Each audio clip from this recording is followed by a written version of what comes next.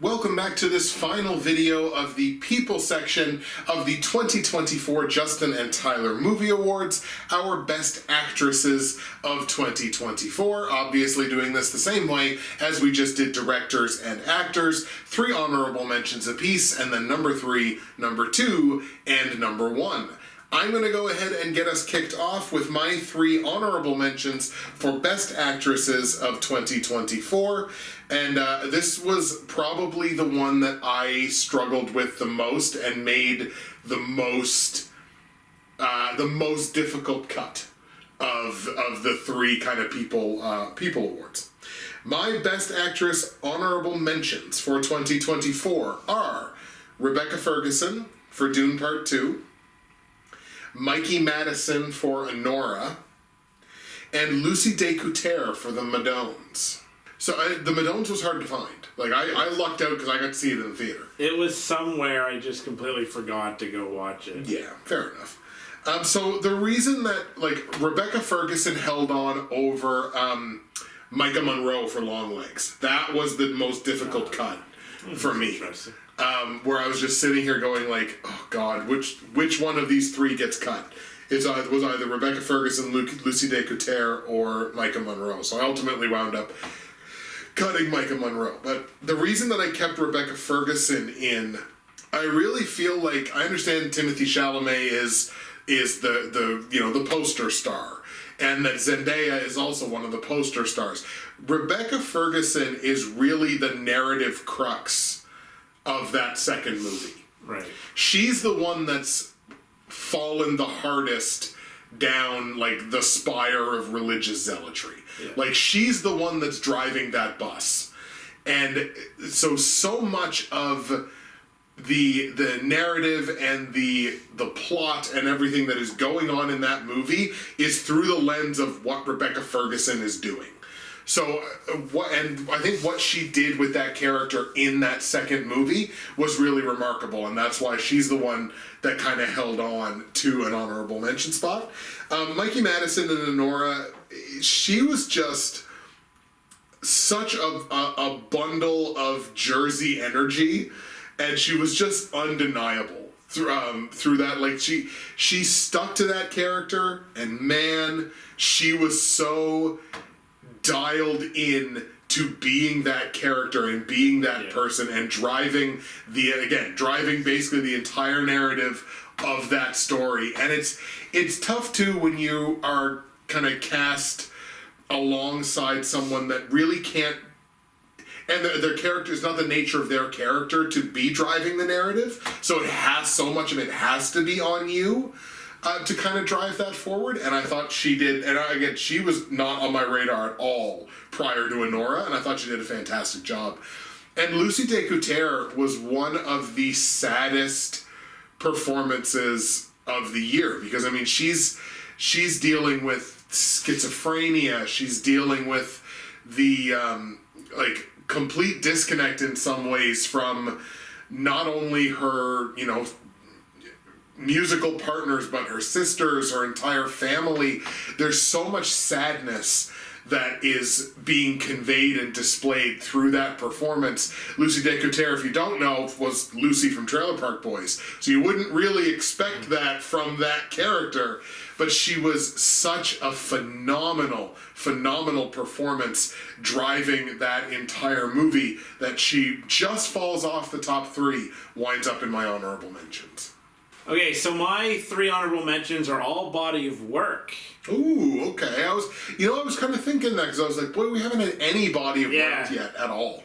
So I did body of work for all 3. So Zendaya for Challengers and Dune, Part 2. Dakota Johnson for Daddy-O, Madame Web, and Am I Okay? And Anne Hathaway for Mother's Instinct and the Idea of You. Oh, yes, okay. Okay, so I don't think either of Zendaya's performances are great by themselves to put that on there, but that's why it's body of work. Yeah. She used her bigger role in Dune Part 2, like, pretty well, because she wasn't really in Dune Part 1. Not a lot. Very much. Challengers, she shares duty with 2 other dudes, but I think she's just got a natural but odd charisma. But she can also turn up intensity, which I love. Dakota Johnson, like, she did well with what she had in Madame Web. Right. It's fine. Like, it wouldn't be enough to make it on there. But Daddy-O I considered just by itself because she had a lot of chemistry. Like, it's a chamber piece. She's in a car with a dude. Right. Like Sean Penn. And that's all they have is acting. Like, and talking to each other. And that was a really great performance. And I won't spend much more time on her. Just like, Am I Okay? She was also great. It was kind of a movie where they stuck her. Like Dakota Johnson kind of has a way about her. Yes. And Am I Okay kind of, like, emphasizes her, like, natural tendencies in real life, and I think that's just smart. Okay. And then Anne Hathaway, I think I said this last year maybe, but she's, like, a prestige talent that I never really gave the proper respect to. Like, another serious top 3 contender. She had lots of chemistry in Mother's Instinct with Jessica Chastain. Yo, girl. True. I just kind of am partial to her character in the grieving mother heel turn. And in The Idea of You, it's a pretty complex romance, obviously. Like, she's the hot, older, woman and stuff. But I think she handles that really well. So, like, not a single performance in any of these where I thought, oh, that has to be it. But as a body of work, I think those 3 ladies put in, like, a really good year. I'm trying to remember, there's one Anne Hathaway movie in particular that I think she's completely phenomenal in. And it's the one where Robert De Niro is her, like, assistant. Oh. Like, she has a clothing company, and Robert De Niro's, like, part of this, like, senior citizens, like... Yes, we saw that together. Yeah. I can't remember what it's called. Gosh, I can't Was it remember The now. Intern? The Intern, that's exactly what it was, yeah. And she's so good in that movie. Like, clips have now come out, like, or like, like, they show up on, like, my Facebook reels and stuff. So you just watch it in little clips and just be like, every single one of these clips, she's great. Yeah, she's great. Maybe she'll crack the top 3 for me next year. Yeah. I don't know or this year, I guess. I don't know what she's doing, but... So kind of describing her as, like, kind of a legacy talent or a prestige talent. Yeah, I think that's... Because she can do everything. Yes. Yeah, absolutely. Like, including singing. There you go. And I just have had such a soft spot for Dakota Johnson. I think we both have. For a long time. So that it makes me happy that you found the avenue to be able to include her. I wanted to. Yeah, exactly. Like, I really wanted to put her in, and like, she had top 3 potential. Just top 3 became too strong. I had to push her aside, but she's still in there. Absolutely. So I feel like this may be the first time that this will happen in these videos. You boys gonna call an audible. Yeah. I'm gonna call an audible on what I have written down. I'm swapping my number 3 and number 2. Okay. So, my number 3, Best Actress of 2024, and this is gonna be relatively quick because I've talked about them before, is Sophie Nélisse for Irena's Vow. She was previously just my number 2. I'm going to swap her over to number 3 in retrospect. She is completely the driving force of Irena's Vow. The vast majority, if not all of the narrative, is told through her perspective. And once again, I just really like these World War II period pieces set in, specific areas, kind of outlining what was happening in that area at the time. This one, of course, I believe is set in Poland, and it's during the occupation. The emotion that she conveys in Irena's Vow is incredible. And she had kind of a track record preceding her. Like you had mentioned when I brought her up at the mid-years, I think, that you had seen her in something else and liked her, I think. Or am I totally... I might be totally making that up. But she did definitely have kind of a track record preceding her. But in Irena's Vow was when she really, like, I'll watch everything she ever does now, from now on, just based on the strength of what she brought forward in that movie. And once again, there's one climactic scene that she witnesses that really underscores the terror and the lack of humanity and everything that is taking place around this movie, and the way she conveys that is just like so utterly and thoroughly believable. So Sophie Nélisse is my number 3 best actress of 2024.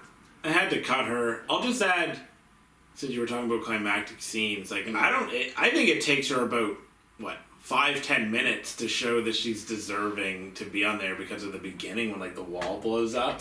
Yes. And she's like visibly shaken. I'm like, that it only took you like 5 minutes to be like, wow, this is worth considering her. Yeah. Because it was really great. She was wonderful. I just ended up having to cut her, unfortunately. My number 3 is Mikey Madison in Anora. Oh, I'll put her in my top 3. There we go. She was a tour de force. She was a kinetic, you said energy, a kinetic energy that I think the movie has some pacing problems and can't keep up with her, quite frankly. Like, I don't hate this movie at all. No. But, like, I feel like there was a pacing issue because she was so just on in this character that the movie was just like, wait, hold on a second, wait. When the lead actress is leaving the rest of the movie behind.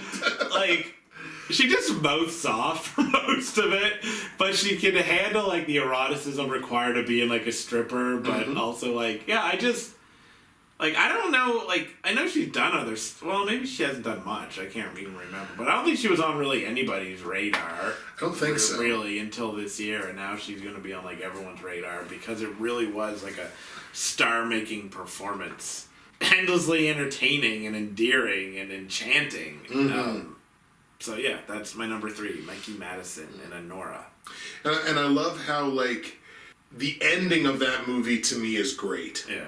When she kind of and it goes back to her because when she realizes that she's sinking back into her life prior to all of this and kind of breaks down at the end, that whole thing was just like that whole ending segment of that movie is just like, oh wow, like this was, and I didn't even really realize it coming or see it coming, and then it happens, and I was like, wow, that's actually masterfully performed.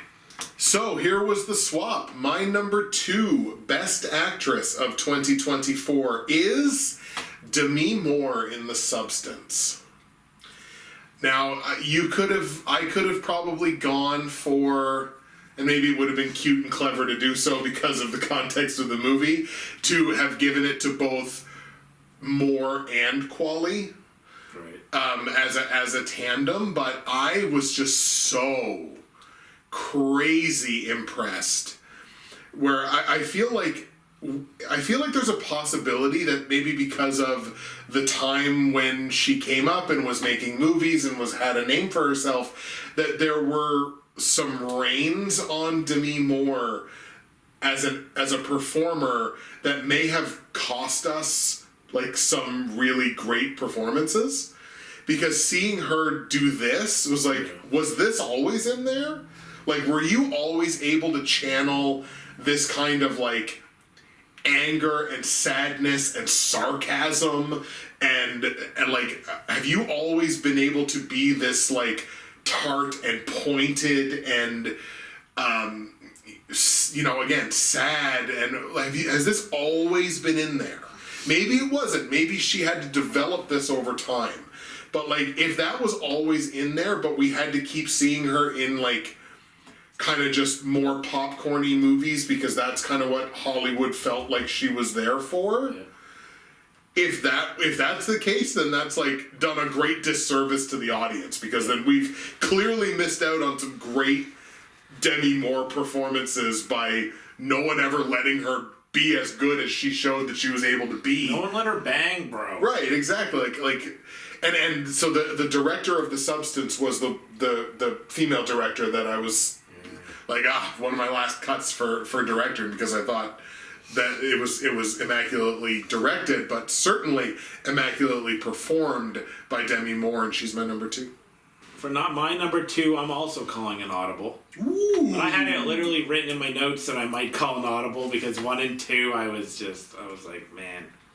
So my number 2 is Jenna Ortega in Miller's Girl. Ah, so I had a feeling that Jenna would be up there somewhere, yes. Jenna Ortega is so good, and yet she's so young, and she's already, like, climbing up my ranks. Like, she is deadly in this movie, man. Like, she's so expressive with her eyes. That's, like, her big thing, and it will be sympathetic, but there's a heel turn. She's seductive, she's smart, she's dark and mischievous, and like a force, basically. Like, I've used that term before for the girls, but like, and I said this at the videos too, but like, I gotta be honest, like, if I'm that teacher, I'm going in. I'm doing it. like I don't, like, I understand. I'm just watching, I'm like, I understand. Because she's like coming right up to you and she's looking at you, like playing it seductively, like Ortega can, like, because the eyes are so seductive too, and you're just like, this is a bad idea.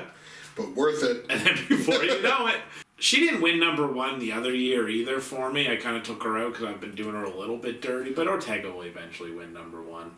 Yeah. I mean, she could have this year. As Tyler just asked off camera, my number 1, who could it be? Well, Tyler, let me tell you, it's Nell Tiger Free. So, for all 3 of the People Awards, I did not change from the mid-year. My number 1 was my number 1 from the mid-year through to the end of the year, despite seeing incredible performances, incredible showings. To me, there was no more singular star-making performance this year than Nell Tiger Free in The First Omen. And that's probably a weird choice for, like, star-making. But yes, genuinely, I think the performance that she put in that movie should lead her to far, far, far higher heights and more prominent things. And I can't wait to see what her 2025 and 2026 will look like, because I think if you're a filmmaker, strike while the iron is hot on this person and say that you were kind of in on the ground floor of Nell Tiger Free becoming an absolute superstar. Because I think from the opening few moments of The First Omen, you can tell with her specifically that this is going to be something special, and I think that plays itself out the entire way through. I love every minute of her performance in The First Omen. She's my best actress of 2024. Yeah, got problems with that movie, but it ain't her. Got 99 problems, but she ain't one. There you go. That's really all I have to add. She was great. And I close out the video with my number 1 best actress, Lauren Lavera in Terrifier 3. She was great in 2. She tapped into something raw and a little scary in this one, honestly. Like, because in the second one, she's, like, still kind of innocent to everything because she hasn't been traumatized by art yet. And she's still got that, like, protective, like, sisterly vibe. Like, there's a scene in 2 where she, like, goes over her brother while he's whipping and, like, she protects him and stuff, and that was super powerful. In this, the damage has been done, and she's still cares about people, obviously, but she's angry. like Art's, like, she feels that Art's around, and she's telling people, and they're just all kind of like, yeah, whatever, right? Yeah, exactly. Like, and she's like there are scenes, like, delivery of lines here that I think about and I get goosebumps. And here's one, like, near the end, where she knows Art is around and she knows that her brother Jonathan is in danger, and she's telling her aunt and uncle, like, we gotta call Jonathan, and she yells, we gotta call Jonathan right now, and I'm just like, Jesus. Yeah. Like, this is a powerful performance, and I don't know that Lauren Lavera will get in here for anything other than Sienna, because probably not gonna, like, overly follow her career. Like, if she's in something and it looks interesting, I'll watch it. But as Sienna, in this movie specifically, she's a monster, not in the way she acts, just a monster performance. And yeah. There are moments that she has in that movie that I would describe as, like, guttural. Yeah, well, exactly. Yeah, like, just she grabbed something deep She went deep down there, and yeah. Like, I watched the scene that I just described to you again, just that scene. I was like, oh my god. I'm like, I feel that, man.